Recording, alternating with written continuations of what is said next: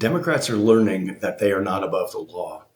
And to make that point clear, we're going to break this video down into 4 parts. First, we're going to take a review or a look at the video you did see when the mayor got arrested at the ICE facility in New Jersey. Then we're going to watch a video which provides details that you didn't see on that initial clip. And those details are extremely important because they validate why he was arrested and why more arrests may be forthcoming. Then we're going to talk about why the application or the consistent application of the law is so important. And finally, we're going to talk about why this is not going to be a winning strategy for Democrats. But first, let's review the video at that ICE facility. Here we go. The moment when Newark Mayor Ras Baraka was taken into custody, you can see him here led away in handcuffs, and U.S. Representative LaMonica McIver, who appears to be shoving and elbowing her way past a DHS agent. DHS says had she and the other U.S. representatives on scene simply asked for a tour of the ICE facility, they would have gotten one. Instead, DHS says the lawmakers demanded to conduct an oversight visit before storming their way into the facility gate past security as a bus of detainees was entering. This next clip provides the details that happened at the scene that you did not see, which explains why the mayor was arrested and also explains why more arrest may be, quite frankly, should be forthcoming. Here you go. I want to start here just broadly. What happened there at the facility that justified arresting the mayor of the city of Newark? Thanks, Victor, for having me. I'm glad I can be here to actually give viewers the facts. What happened is that these members of Congress, including the mayor as well, and a mob of protesters, as there was a bus full of detainees going through the gate, they stormed the gate and actually entered the first security checkpoint. This put law enforcement at risk, and this actually put the detainees as well at risk.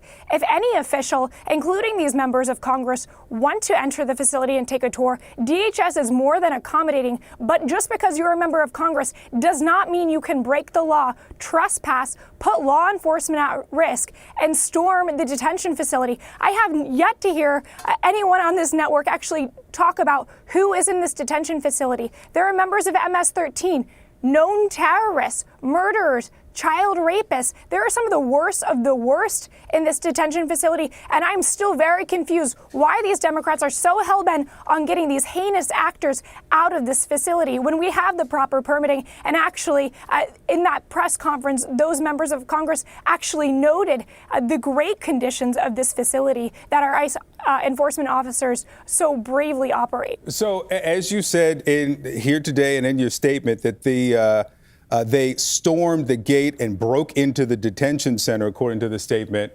Was anybody else arrested other than the mayor of Newark? There were multiple people arrested.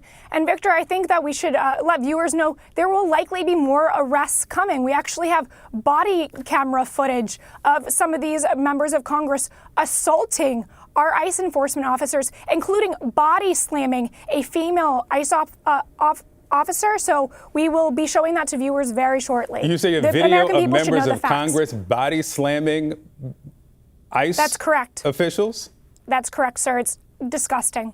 Okay, and so if you have that video, are you suggesting that members of Congress will be arrested who were there yesterday? This is an ongoing investigation, and that is definitely on the table. Who has the video? ICE does, and we will be releasing that very shortly. Now we're going to talk about why the application of the law needs to be consistent. Quite frankly, if it is applied inconsistently, we have a lawless society or a two-tier justice system. And we've lived with that for at least the past 4 years. Just one example, the Christian father and son who went to an abortion clinic weren't really saying anything.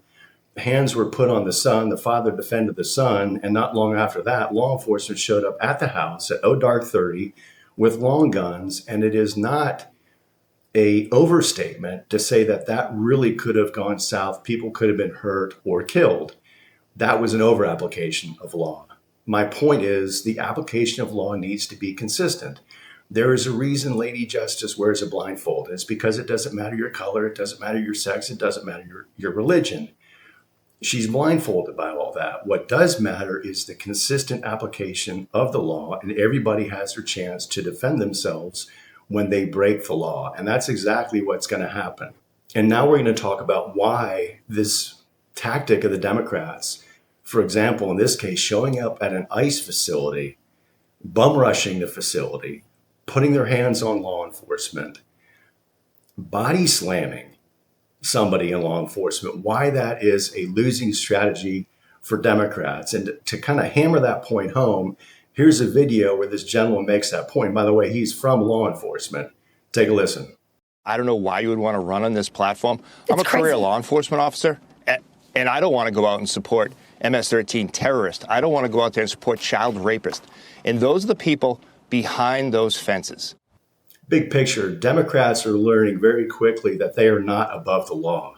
For too long, we've had this two-tier justice system that I mentioned earlier, and that needs to stop. And quite clearly, under the Trump administration, it is stopping, meaning we are having a more consistent application of the law, and that is critically important. Without that, we don't have a society. Without that, we have lawlessness. So it's very good to see that Democrats are learning they are not above the law, and we are applying consistently the law that is on the books. Hopefully, Democrats take a clue on how to behave and how not to behave. My concern is we're going to see more of this. This is going to become a big political issue.